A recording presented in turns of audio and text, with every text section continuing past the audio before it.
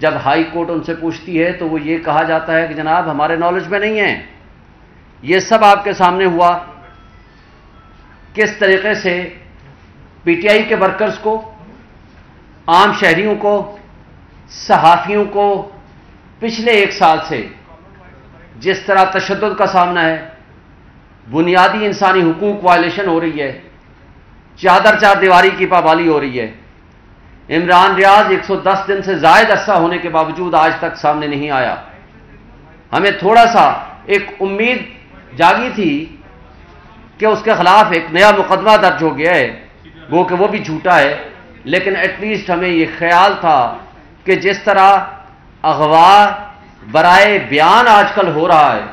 تو ہو سکتا ہے کہ ان کا بھی اغوا کیا جانا شاید اس کیس کے حوالے سے اب وہ پیش کر دیا جائے گا، لیکن ابھی تک ہم کامیاب نہیں ہو پائے. اسی طرح آپ کے سامنے 3 ٹاپ لیڈرشپ ہماری عمران خان صاحب 5 اگست کو جس طرح ایک متعصب جج نے ایک سزا سنائی جس کی بہت ساری مثالیں، اس کی تفصیلات آپ کے سامنے ڈسکس کر چکے ہیں، اور 5 اگست کو وربل سزا سنانے کے 5 منٹ کے اندر اندر زمان پارک کے گھر کے شیشے توڑ کے عمران خان صاحب کو گرفتار کیا جاتا ہے. صرف گرفتار نہیں کیا جاتا بلکہ اس کے نتیجے میں پہلے ہی دن 8 تاریخ کو یہ بات جب اسلام آباد ہائی کورٹ کے سامنے آتی ہے کہ جناب یہ آرڈر انلیگل ہے، غیر قانونی ہے، آپ کے احکامات کی بھی خلاف ورزی ہوئی اور 1 سائیڈڈ یہ کیس کا فیصلہ ہوا ہے اور ہمارے گواہان بھی پیش نہیں کر دیے گئے، یہ یک طرفہ فیصلہ ہے، آرٹیکل 4 اور 10A کی وائلیشن ہے. تو کہا جاتا ہے بالکل 4 دن کے اندر اندر اس کا فیصلہ کریں گے، لیکن وہ 4 دن 25 دن پہ محیط ہو گئے. اور اس دوران نقصان کیا ہوا؟ اس دوران سائفر کیس میں گرفتاری کر لی گئی. اور کمال کی بات ہے کہ جب ہماری اس کیس میں ضمانت ہوتی ہے توشہ خانہ والے کیس میں تو اس دن پتہ چلتا ہے، اس سے 1 دن اس دن پتہ چلتا ہے کہ جناب ایک انڈیٹڈ ایک روپکار ایک لیٹر پھر رہا ہے اٹک جیل کے نام، جج ابو الحسنات قریشی صاحب نے دستخط کر کے ان کے حوالے کر دیے. اور پھر جب ریکارڈ نکالتے ہیں تو پتہ چلتا ہے کہ جناب 15 اور 16 تاریخ کو ان کے پاس ایک آرڈر لے کے جایا جاتا ہے. سیٹرڈ لا ہے سپریم کورٹ کا کہ جب تک ملزم کو عدالت میں پیش نہ کیا جائے اس وقت تک نہ فزیکل ریمانڈ ہو سکتا ہے نہ جوڈیشل ریمانڈ ہو سکتا ہے. لیکن بہرحال یہ سب کچھ ہم نے دیکھا. میں کہنا یہ چاہ رہا تھا کہ آج ہماری کیس تھی، پچھلے سیٹرڈے کو یعنی پرسوں ہم نے 2-2.5 گھنٹے صرف اس بات پہ اصرار کیا کہ کسی بھی ملزم کی، کسی بھی بنیادی شہری کا یہ بنیادی حق ہے کہ پوسٹ اریسٹ بیل اس کی سن لی جائے، میرٹ پہ ڈیسائیڈ کر دیا جائے. جج صاحب مستقل اڑے رہے کہ میں اس بحث کو نہیں سنوں گا اور ہر حال میں منڈے کو اس کی بحث سن کے میں فیصلہ کروں گا. لیکن کمال کی بات ہے کہ آج جب ہم صبح پہنچتے ہیں تو نہ صرف پتہ چلتا ہے کہ جج صاحب چھٹی پہ ہیں، یہ نہیں صرف 1 دن کی چھٹی پہ ہیں، 8 تاریخ تک چھٹی پہ ہیں یعنی جمعے تک. اور عام طور پر وہ سیٹرڈے کو ویسے ہی وہ چھٹی کرتے ہیں، آتے نہیں ہیں، اور آگے سنڈے ہے. پورا ہفتہ یعنی 7 دن کی صرف ضمانت نہ سننے کے لیے وہ چھٹی پہ چلے گئے. اور دوسرا، لا منسٹری نے ایک کمال کا نوٹیفیکیشن جاری کیا جو کہ اسلام آباد ہائی کورٹ کے چیف جسٹس صاحب کی بھی ذمہ داری ہے. پورے پاکستان میں یہ طریقہ کار ہے کہ اگر کوئی ایک جج اویلیبل نہیں ہے تو نظام انصاف کبھی نہیں رکتا. اس کی جگہ پہ جو ڈیوٹی جج ہوتا ہے یا ایڈمنسٹریٹر جج ہوتا ہے وہ فیصلے کرتا ہے. لیکن پتہ چلا کہ یہ وہ واحد جج ہیں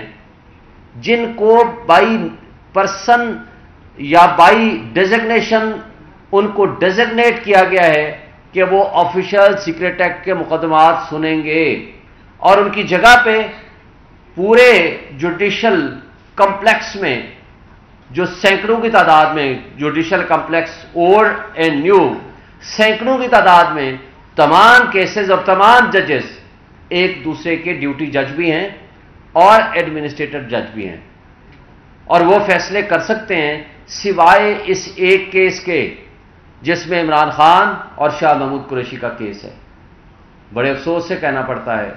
یہ لا منسٹری نے جب یہ ڈیزگنیٹ کیا یا نوٹیفیکیشن کیا یا اسلام آباد ہائی کورٹ کے سامنے جب یہ میٹر آیا تو کیا ان کو نہیں پتا کہ نظام انصاف کو اس طرح پابندیاں نہیں لگائی جا سکتی؟ جس ملک میں رول آف لا نہیں ہوگا، جس ملک میں انصاف نہیں ہوگا، نہ وہ ملک ترقی کرتا ہے نہ وہ قومیں ترقی کرتی ہیں۔ اور افسوس کی بات ہے کہ اس کا احساس کسی کو نہیں ہے۔ ہم مطالبہ کرتے ہیں چیف جسٹس آف پاکستان سے کہ اس وقت تمام ایجنسیز، لا انفورسمنٹ ایجنسیز، ہماری اسٹیبلشمنٹ ایکسپوز ہو چکی ہے، لیکن خدا کے لیے آپ عدلیہ کو ایکسپوز مت کریں۔ اگر اس طرح عدلیہ ایکسپوز ہونی شروع ہو جائے گی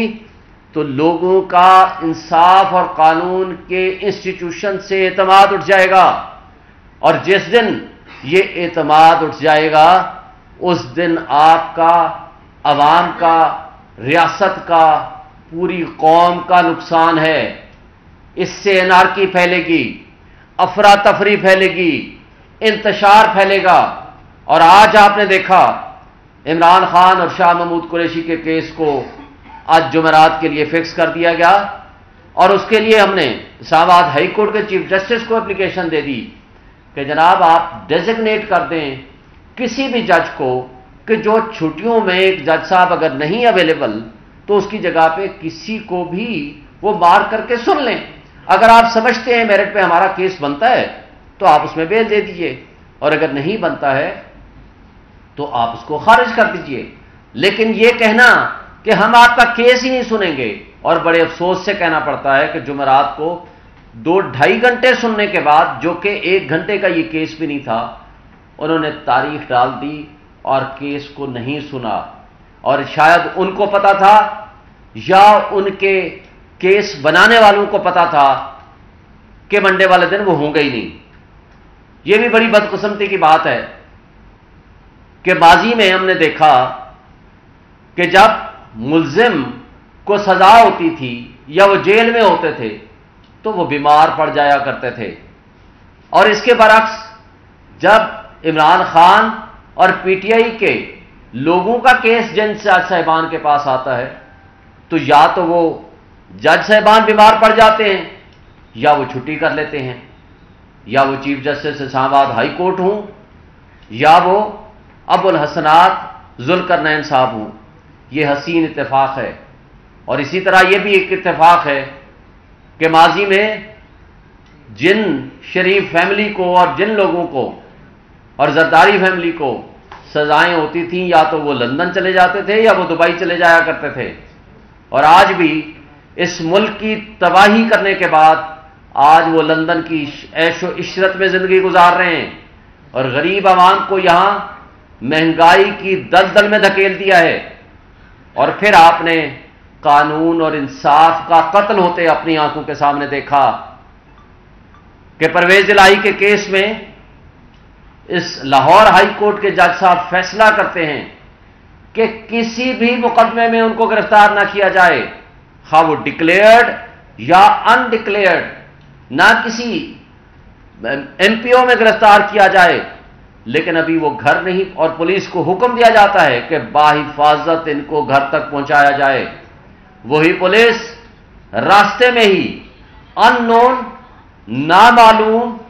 اور منہ پہ ایک لحاظ سے بند کر کے سادہ کپڑوں میں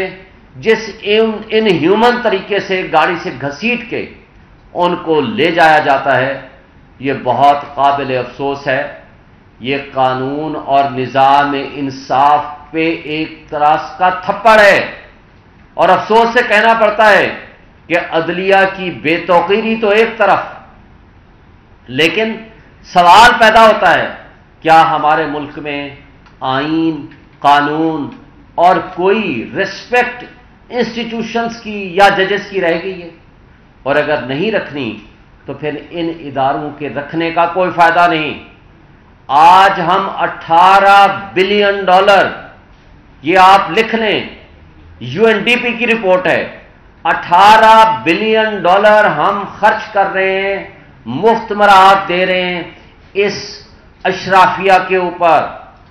کون سی اشرافیہ؟ جس میں آپ کا حکمران طبقہ، آپ کانسٹیٹیوشن ایونیو پہ روز دیکھتے